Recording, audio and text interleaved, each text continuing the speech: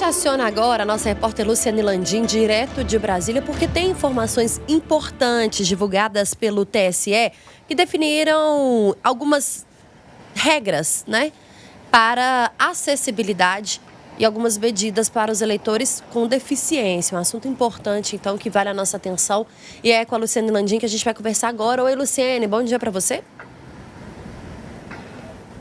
Olá, Thalita, bom dia. Bom dia, Ibrahim. Bom dia aos nossos ouvintes. O Tribunal Superior Eleitoral tem focado o trabalho aí nessas eleições em ampliar a participação dos eleitores que têm algum tipo de deficiência ou de grupos historicamente excluídos do processo eleitoral, como a própria Justiça Eleitoral declara, e isso ampliando a acessibilidade dessas pessoas nas eleições, nos 5.569 municípios em que eleitores vão às urnas em menos de 2 semanas para o primeiro turno, marcado para o dia 6 de outubro. Então, dos quase 156 milhões aptos a votar nessa eleição, quase 1,5 milhão tem algum tipo de deficiência. E isso significa 0,93% do eleitorado nacional. É o maior índice na história das eleições no Brasil. Esse número representa um crescimento de 25% em relação às eleições municipais de 2020 e praticamente dobrou nos últimos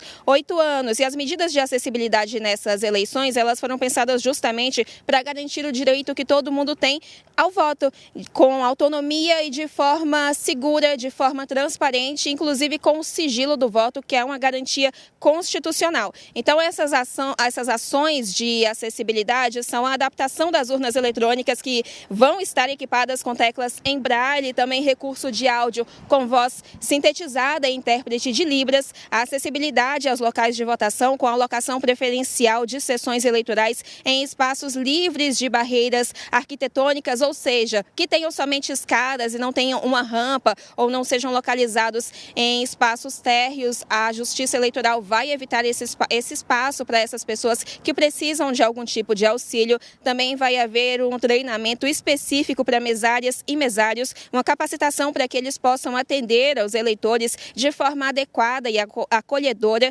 Também o direito de eleitores com alguma deficiência à assistência e ao auxílio por alguém da escolha dele no momento do voto, no momento de ir à urna eletrônica. Os eleitores com deficiência ou mobilidade reduzida também puderam solicitar a transferência temporária de sessão eleitoral para um local mais acessível, mesmo depois do encerramento do prazo definido pela Justiça Eleitoral, esse prazo que terminou no dia 22 de agosto. Por último, a atribuição de juízes eleitorais de nomear um coordenador de acessibilidade em cada local de votação para o atendimento às pessoas com deficiência e com mobilidade reduzida. Então, para acessar esses direitos que são garantidos por lei, os eleitores com algum tipo de deficiência ou com mobilidade reduzida precisaram informar a Justiça Eleitoral que precisam desse auxílio. Mas, segundo o TSE, segundo o Tribunal Superior Eleitoral, independente desse registro, qualquer pessoa, qualquer eleitor que necessitar de auxílio vai poder votar e fazer esse pedido ali no momento da votação, independente de ter feito